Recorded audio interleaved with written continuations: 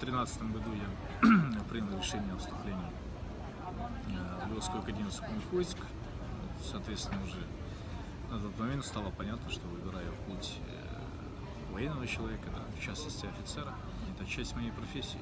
Это, во-первых. Во-вторых, это мой долг как сознательного гражданина своей страны.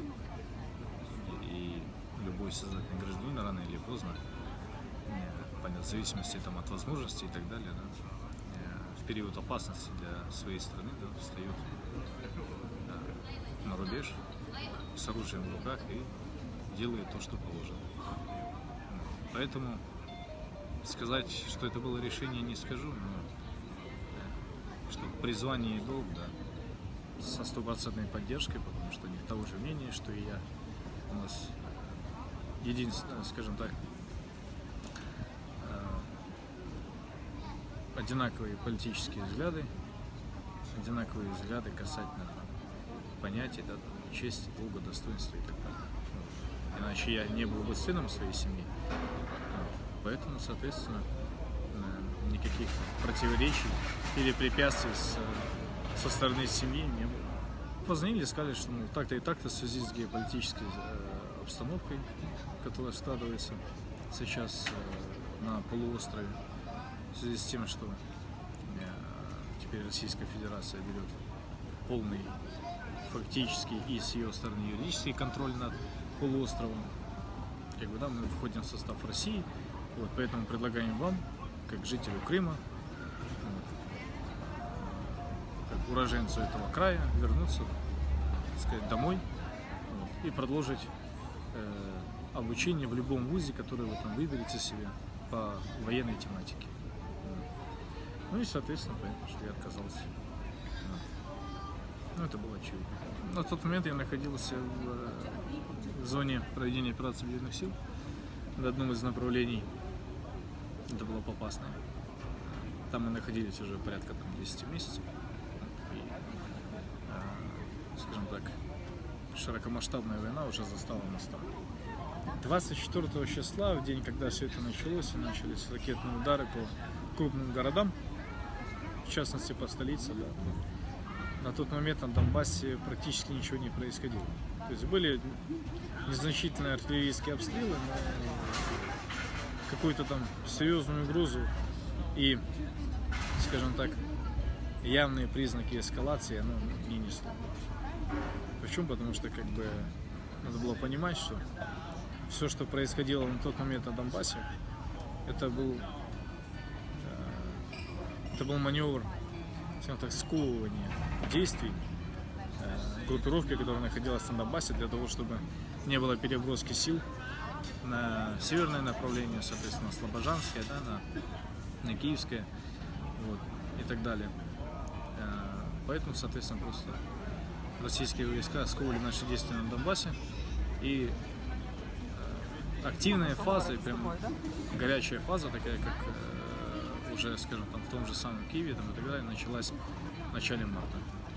И тогда уже противник начинал штурмы позиций. Вот. И тогда вот с этих дней все и началось. Началась кровопролитная битва и за Попасную, соответственно, и на других направлениях, такие как Волноваха, Мариуполь, и пошло-поехало по всем направлениям. Рубежные. До 24 числа не было возможности оценить их тактику, потому что никаких активных действий не предпринимали абсолютно, да, то есть там не было никаких попыток к штурму. Вот. А что касательно их тактики действий после 24 числа, ну, она отличалась, во-первых, от того, что было на Киевском направлении, Черниговском, там, Сумском и так далее. Отличалась. Почему? Потому что если там было видно, что туда просто гонят толпы сопливых срочников и используя книжную тактику в плане там, движения колоннами и так далее, то на Донбассе все было немного не так. То есть там было видно, что подразделения готовились к войне. Готовились они не один год к этому всему, что они и доказали, скажем так, впоследствии столкновений с нашими войсками. Вот. Но кто бы там что ни говорил, может, я не был в Киеве, да, и кто-то не был на Донбассе, но, скажем так, жестче жестче, чем было на Донбассе, боев не было нигде. Ну, это мое мнение. Да, в Киеве мы видим результаты, там огромное количество сожженной техники и так далее, но просто это от огромного количества техники. На Донбассе картина совсем по-другому складывается. Совсем по-другому. Любой подбитый танк, любая сожженная техника — это результат крови и пота. Потому что все вот это вот, так как показывали на новостях, или так как показывали там некоторые товарищи в ТикТоке, да, то есть все это не так красиво и не так прозаично. Вот. Может, где-то там у кого-то и получалось, но опять-таки, да, учитывая подготовленность войск на Донецком направлении, да, и их тактику, я могу с уверенностью сказать, что любая тактическая победа — это сложный процесс. Цена — сотни жизней, сотни тысяч. Вот такая цена победы. Это не то, что рассказывает, это не то, что рассказывает Арестович, это не то, что показывают в телеграм-каналах. Это все, это не романтично, это отвратительно. Даже учитывая, что война, скажем так, она принимает освободительный оттенок с нашей стороны, имеется в виду. Выгнать оккупанта, само собой, это высшая цель. И это осознает любой адекватный человек. Но какая бы цель ни была у войны, она не может быть хорошей. В любом случае. Даже если ты обороняешь себя. Война — это всегда плохо. Война — это всегда страшно. Война — это всегда смерть и слезы, искалеченные жизни. И нет там ничего романтического. Абсолютно. Поэтому любой нормальный человек запомнит это на всю жизнь. На всю. Мы были готовы только исключительно благодаря мужеству, находчивости и энтузиазму войск. Этого достаточно на первых порах. Но противник, любого противника, у любого, пускай даже организма, если взять такой пример, есть способность обучаться, есть способность адаптироваться, есть способность эволюционировать. Российские войска тоже живой организм, в конце концов. Они тоже адаптируются под условия. Если первые месяцы войны, первые месяцы, скажем так, они на некоторых направлениях показывали какую-то неумелость, да, глупость и так далее, то впоследствии, даже на Донбассе в том числе, да, то впоследствии, понятное дело, что они подстраиваются и под нашу тактику, да, и меняется их характер их действий, да? Вот. Это во-первых. Во-вторых, надо понимать, что под собой несет мобилизационный ресурс, да? И нашей стороны, соответственно, и их стороны. Надо понимать, что под собой подразумевается под ресурсом вооружения и военной техники. Это тоже надо понимать. Понятие запасов, это тоже нужно учитывать, да, потому что как бы от продолжительности боевых действий запасы не увеличиваются, они только уменьшаются. Есть дефицитные категории, есть категории, которые еще позволяют, прям так, несколько месяцев или, может быть, даже несколько лет продолжать боевые действия, да. Но все это должно быть в комплексе, все это должно быть по единому замыслу. Украинская армия, естественно, получила второй шанс, скажем так, вдохнуть в себя новую жизнь. Получила второй шанс. Она это использует это благодаря войне, к сожалению. Не благодаря миру, но благодаря войне. Мы перевооружаемся, получаем новое вооружение на предмет идентичности, скажем так, с армиями стран НАТО, да? Получаем оружие нового калибра, доселе для себя неизведанного и неизвестного, неиспробованного, скажем так. Да, в этом плане мы, конечно же, модернизируемся, эволюционируем и так далее.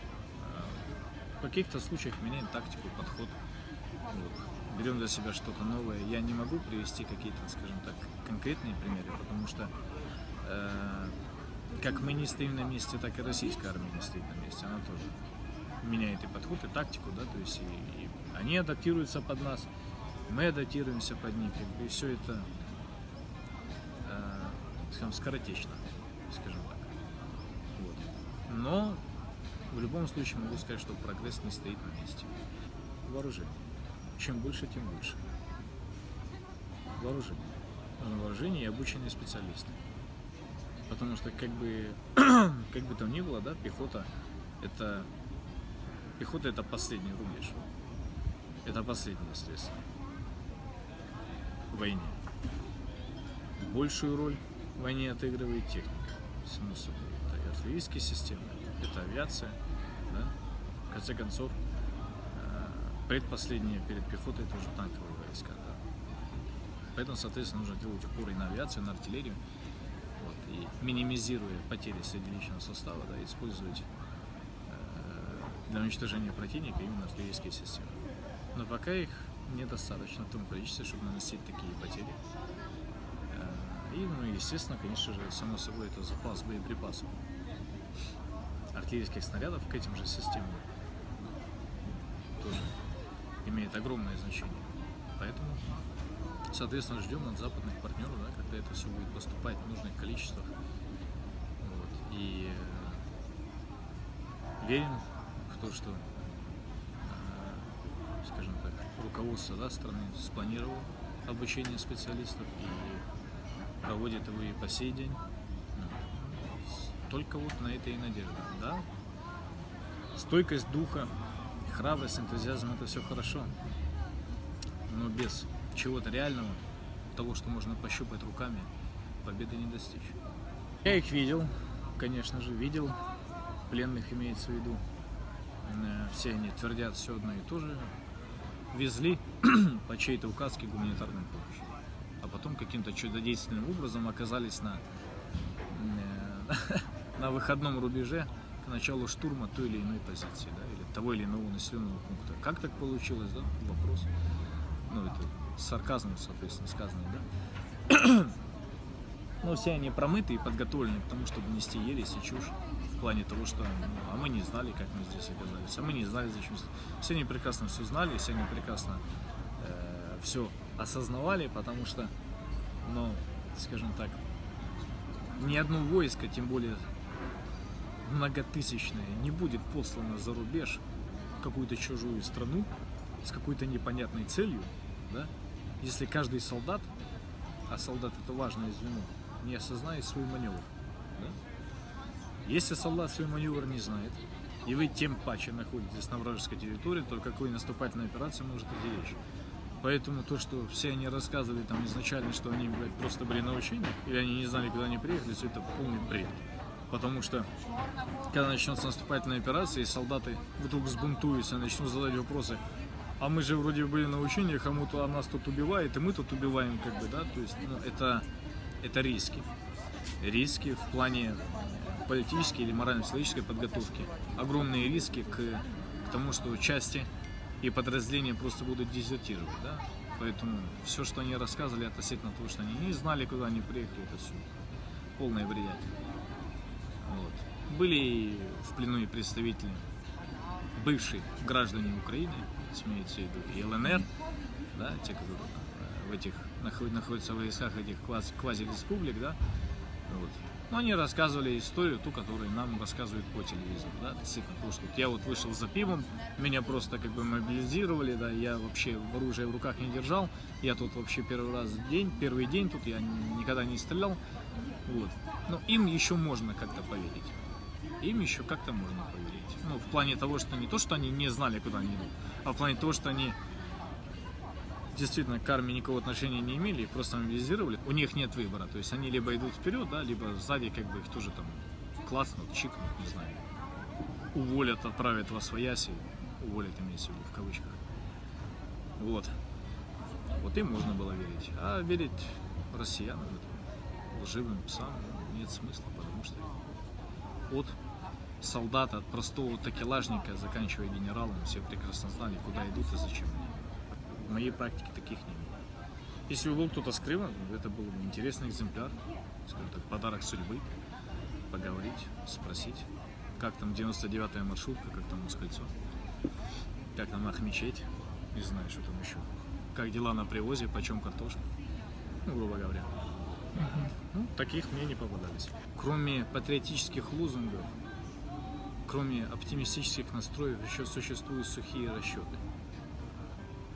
Ну, к примеру, оперативно-тактические расчеты, да? Соотношение сил и средств, количественные, качественные. Это все придумано как раз-таки для того, чтобы рассчитывать свои возможности в том или ином, скажем так, тактическом действии. Оперативно-тактическом, без разницы. Оперативно-стратегическом, в конце концов.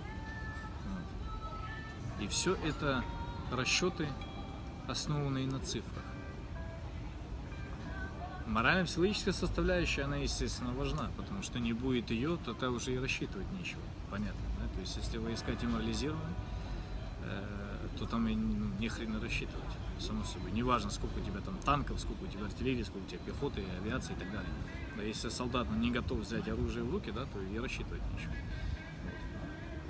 Вот. Но сейчас мы о морально-психологической составляющей не говорим, да, мы говорим о сухих математических расчетах, что к чему. 1 к 1, 1 к 6, 1 к 10. В чем-то 1 к 3, в чем-то 1 к 2, в чем-то 1 к 10. Превосходство, да, противника. Вот. И вот из этого надо исходить. Когда шансы, скажем, не шансы, а силы и средства будут в балансе между нами и ими восстановлены, да, ну, тогда уже можно о чем-то говорить. Пока что этого, это происходит очень медленно, с потугами, но это происходит. Поэтому любой участок на всем фронте держится на храбрости и мужестве солдат и офицеров, которые обороняют тот или иной участок. Да, благодаря их грамотности, мужеству и энтузиазму. Само собой, что к этому подключается и политическая составляющая, да, имеется в виду переговоры, заключение там договора о ленд-лизе там, и так далее, там, военная помощь за рубежа и так далее, да, то есть у них политика своя, а свое направление деятельности у нас свое, да. Но важно понимать, что возможность политикам вести переговоры, возможность политикам просить о военной помощи дают именно те солдаты и офицеры, которые стоят там и выигрывают время для себя ценой своей жизни. Выигрывают время. И вот вы только обратите внимание, насколько это глубоко. Может, звучит это просто, но насколько это глубоко, насколько это пронзительно. Ценой своей жизни выигрывает время. Жизнь одного солдата равняется 1 дню. На каком-то направлении жизнь одного солдата равняется часу, полтора, 2 часа. Вот что такое цена. Вот что такое цена жизни. Это возможность съездить в Варшаву, это возможность слетать в Стамбул, чтобы подписать какой-то договор, подписать какую-то бумажку, пожать кому-то руку, улыбнуться ему в лицо и получить партию бронежилетов, или получить партию винтовок штурмовых, получить партию боеприпасов каких-то. Ну, такова цена этому рукопожатию. И это все должны осознавать. Все должны это понимать. Не радоваться тому, что какой-то политик поехал туда и что-то получил. А наоборот, скорбить. Потому что надо понимать, что стоит за этим всем. Этим всем стоит кровь, не знаю, Тарасика, Назарчика, еще множество людей. Кровь, жизни, искалеченные судьбы. Вот что стоит за всеми этими дипломатическими раутами. И пока люди этого не осознают, пока не поймут всю глубину этих действий, всю глубину выигранного 1 дня, чтобы совершить поездку туда или в другое место, пока не осознает этого, не придет и победа. Животные. Обездоленные, загнанные в угол животные. сетующие на сложную судьбу. На кому сейчас легко. Надо было раньше думать. Кто бы он ни был, крымский он татарин. Давайте даже так. В первую очередь, крымский татарин, да, взявший оружие в руки, пришедший на материковую часть Украины, находящийся в составе вооруженных сил РФ. Это потенциальный покойник. Без разницы, знаю я его или не знаю. Он был моим соседом или нет, был моим другом или нет. Теперь он враг. Страшно звучит, согласен. Ужасно даже. Но таковы реалии. Любой берущий в руки оружие человек, стающий комбатантом, должен понимать, что теперь за все придется расплачиваться собственной жизнью. А это уже как повезет. Мое желание вернуть все это только дипломатическим путем. Но уже нет ничего хуже, чем война. И надо понимать, что придя в Крым военным путем, пытаясь его вернуть, просто уничтожим половину всего того, что находится в Крыму. Вот такая вот будет цена возвращения. Как россияне называют это, в родную гавань, да? А по-українськи буде в рідне лоно. Так от повернення Криму до рідного лона буде великою ціною знищення, не менше ніж половиною всього, що є в Криму наразі. Поэтому, само собой, мечтаю и надеюсь на то, что все это будет только дипломатическим путем ослабления режима Путина, да, путем ослабления милитаристского пыла Российской Федерации, ну и, соответственно, зазомбированного народа, который проживает там. А о военном пути даже и говорить не хочется. И не хочется даже об этом думать.